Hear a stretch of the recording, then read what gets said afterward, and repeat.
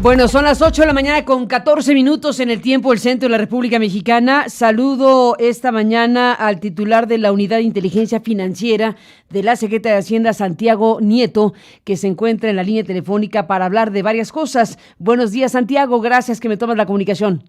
Buenos días, Carmen, ¿cómo estás? Un saludo a ti y a tu auditorio. Igualmente, gracias, Santiago. Déjame empezar esta conversación de estos minutos con el tema de lo aprobado en la Cámara de Diputados. Se aprobó la modificación o modificaciones a la Ley de Instituciones de Crédito y bueno, pues se avala un conjunto de modificaciones y está la Unidad de Inteligencia Financiera pues en el centro de la atención. ¿Cómo valoras lo que ocurrió en este proceso legislativo respecto a lo que tú haces, a la unidad que tú encabezas? A ver, yo creo que de forma positiva, en cuanto a que por primera vez tenemos a nivel legal un procedimiento y una garantía de audiencia para que las personas físicas o morales a las que se les haya congelado una cuenta, que se hayan incorporado a la lista de personas bloqueadas, puedan tener un mecanismo procesal para revisar la imputación que les formulamos en contra. Yo creo que esto es una parte muy positiva. La Suprema Corte en México ya había dicho que era importante que estuvieran en ley tanto el procedimiento como la garantía de audiencia, y eso fue lo que se consiguió el día de ayer. Ahora, también encuentro temas que sí hay que revisar.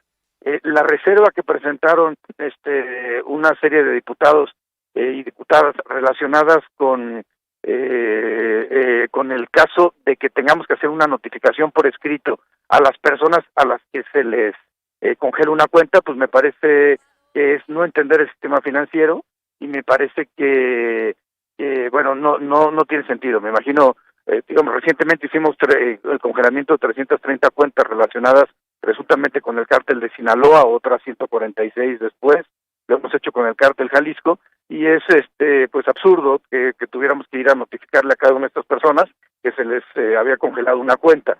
Yo creo que esta es una cuestión que tendrá que revisar el Senado de la República, esa reserva que fue aprobada, pero pues, lo importante es que ya se ha dado un paso fundamental para efecto de tener a nivel legal un procedimiento y una garantía de audiencia en el tema del congelamiento de cuentas.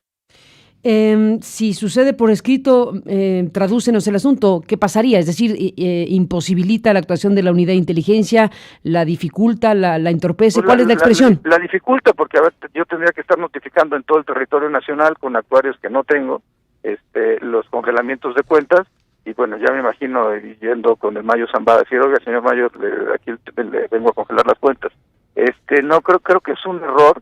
Es una de parte de esta diputada hizo el planteamiento, pero bueno, lo importante es que hay que seguir adelante. Lo importante es que se logró conseguir algo que la Suprema Corte de Justicia había planteado como una debilidad del procedimiento y bueno, tenemos que seguir. Respecto a la extinción de dominio, creo que ha sido mal entendido. Déjame un segundito, perdón, Santiago, tantitito, un segundo más. Esto que dijiste la diputada es una reserva. ¿Quedó o no quedó en la ley el tema de notificar por escrito entonces?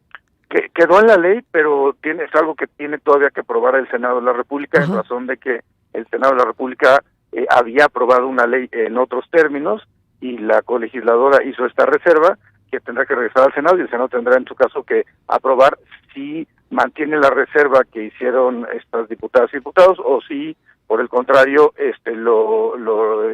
aprueba una redacción legislativa diferente para efecto de que sea nuevamente sometido a Cámara de Diputados. Pero digamos que es un tema que no está concluido al día de hoy. Habrá que ver cuál es el pronunciamiento que hacen los senadores. Y el tema de temas pues es la extinción de dominio. Sí, a ver, yo creo que es un tema muy importante. Lo que dice la iniciativa es la Unidad de Inteligencia Financiera en las resoluciones administrativas que emita podrá promover la extinción de dominio en términos de la Constitución y la ley. Y la ley y la Constitución son muy claras. La única institución facultada para hacer ese tránsito es el Ministerio Público y lo hace ante un juez especializado en materia civil. Es decir, lo único que haría la UIF sería darle vista al Ministerio Público para efecto de que el Ministerio Público en ejercicio de sus competencias pudiera solicitar la extinción de dominio, pero bajo ninguna circunstancia se está planteando en la iniciativa que la unidad pueda por sí y ante sí declarar la extinción de dominio. Eso es contrario a la Constitución y evidentemente nosotros no estaríamos avalando o promoviendo algo que fuera contrario a los planteamientos de la Constitución Política de los Estados Unidos mexicanos. Bueno, pues ahí está un tema importantísimo. Déjame asociar un tema con el otro, porque cuando estabas explicando la primera parte de estas modificaciones respecto a notificar por escrito a las personas o a las instancias a las que se les congele cuentas, hiciste la crítica al respecto, pero hiciste al vuelo un comentario. Dijiste sería tanto como pedirle por escrito al Mayo Zambada o notificarle por escrito al Mayo Zambada. ¿Por qué pensaste en el Mayo Zambada? ¿Porque estás en esa ruta del cártel de Sinaloa? ¿Porque hay algo respecto al personaje? Bueno, en realidad ya hemos hecho un congelamiento de cuentas por más de 990 millones de pesos relacionados con cárteles. En realidad ha sido un proceso cíclico. Empezamos trabajando por instrucción del presidente Andrés Manuel López Obrador en el tema robo de hidrocarburos, pasamos a trata y tráfico ilegal de migrantes, después trabajamos temas de combate a la corrupción, empresas factureras y fachada, por los 324,000 millones que el SAT ha detectado que hay de defraudación fiscal por las factureras, y en este momento estamos trabajando los temas de combate al narcotráfico, particularmente pues a dos cárteles de naturaleza supranacional que operan en el país.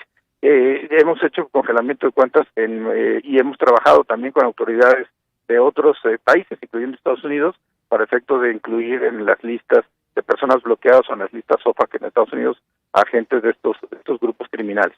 Creo que hay que plantear que una estrategia de seguridad como la que lleva el gobierno de México tiene que ver con sí atacar al sicariato, como se hizo el sexenio anterior, pero además de eso hay que desmantelar las estructuras financieras, hay que atacar la corrupción política, porque finalmente la delincuencia organizada no surge por generación espontánea, surge en territorios determinados donde la clase política apoya o es omisa en combatir estos grupos.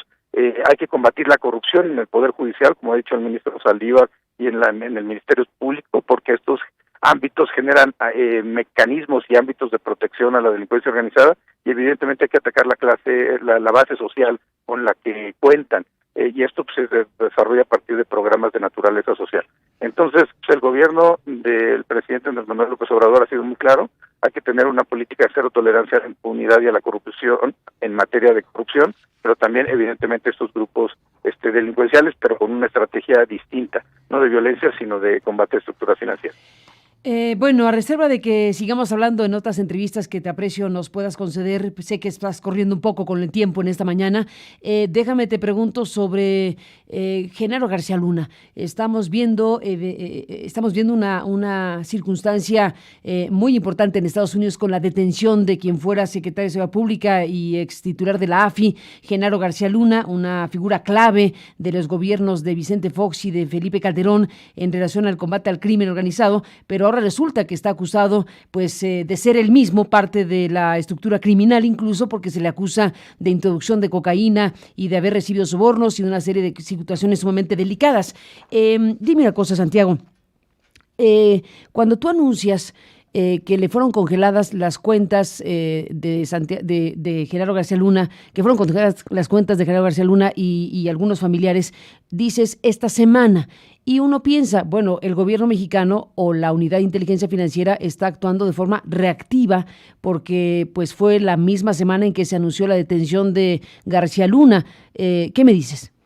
Bueno, es que hay un tema muy importante. Sí, fue esta misma semana. Ya era un tema que ya veníamos trabajando con algunas agencias norteamericanas en cuanto al intercambio de información. Los convenios de Palermo, de Mérida, de Viena nos permiten hacer intercambio informal de información entre agencias de México, como es la UIF, y agencias norteamericanas o de otros países. Pero hay algo muy importante. El congelamiento de cuentas es una medida que finalmente afecta a la persona y de alguna forma la alerta. Por eso nosotros nos esperamos hasta digamos, cuando tenemos algún tipo de investigación coordinada con algunas instancias, es importante esperarse hasta que se hayan logrado las órdenes de aprehensión, sea en Estados Unidos o sea en México, porque lo contrario a haberles hecho un congelamiento de cuentas sería alertarlos. Y eso es algo que pues podría poner en riesgo incluso las propias investigaciones. Entonces, nosotros teníamos ya un rato trabajando en esto. Se hizo el congelamiento de cuentas de 11 personas, entre físicas y morales, incluyendo la esposa y la hermana del señor García Luna, y pues relacionados por algo que encontramos nosotros en México, con independencia de lo que la Estados Unidos haya detectado, que tenía que ver con dinero que era trasladado de dependencias públicas a empresas, y de esas empresas a otras empresas a partir de un proceso de triangulación pertenecientes al señor García Luna. A ver, dame un segundito con esto que nos estás diciendo, Santiago, pero déjame regresar al punto anterior. Tú dices, lo hicimos la misma semana después de que se dio la detención de García Luna, y hablaste de intercambio de información, hablaste de acciones coordinadas. Quiere decir que México supo de lo que estaba pasando con el caso García Luna y en coordinación esperó a que se detuviera a García Luna para entonces congelar sus cuentas en México. ¿Te entendí bien? Bueno, sí, ya tenemos conocimiento del caso, ya había existido un intercambio de información, y nosotros lo que hacemos es, en algunos casos en particular, cuando no hay una solicitud internacional o cuando vemos que es posible, de acuerdo con nuestra normatividad, generar un acuerdo de bloqueo, lo hacemos en el momento en que resulta oportuno para las investigaciones, tanto en Estados Unidos como en México o con cualquier otro país. Lo hemos hecho con naciones en América Latina, en Europa, y tiene que ver con la mecánica de trabajo coordinado en unidades de inteligencia financiera a partir del Grupo Egmont y a partir de otras relaciones bilaterales. Yo creo que esta es una parte muy importante, porque lo contrario sería alertarlos, y la verdad es que eso no necesariamente ayudaría a llevar a buen puerto las investigaciones. Hay que recordar que este tipo de casos o las renuncias son importantes para el combate a la corrupción, pero lo más importante en esta dinámica es el combate a la impunidad, y el combate a la impunidad se va a lograr hasta que las personas que cometieron alguna irregularidad lleguen ante los tribunales. Eso es lo que estamos planteando. Dime una cosa, Santiago Nieto, la visita de William Barr, el procurador estadounidense que fue un día antes de la detención de Genaro García Luna, ¿la visita de Barr tuvo que ver con la inminente detención de García Luna? Bueno, yo no tengo información al respecto porque no participé en esa reunión.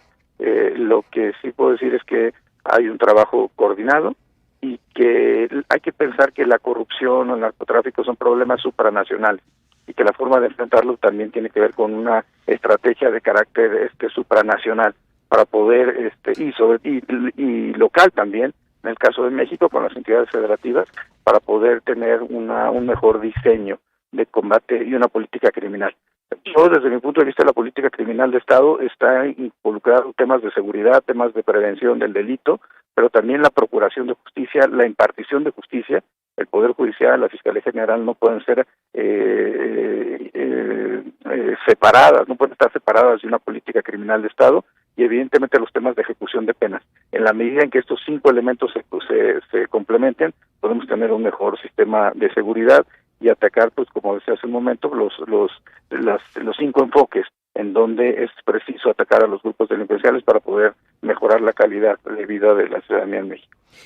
Santiago Nieto, con lo que nos dices me lleva a preguntarte lo siguiente. Bueno, desde luego se espera que nos dices que hay colaboración, porque de eso se trata. Si se habla de crimen organizado y de delincuencia, el asunto pues no tiene fronteras. Al final de cuentas, el tema de la colaboración o cooperación entre los estados es muy importante.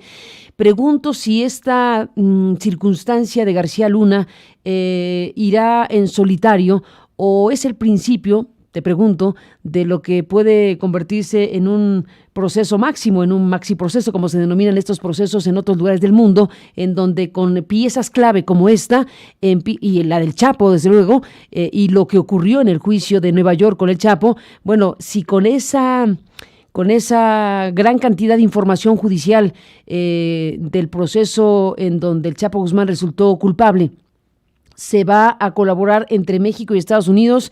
¿Este es el punto de arranque de algo mayor, Santiago?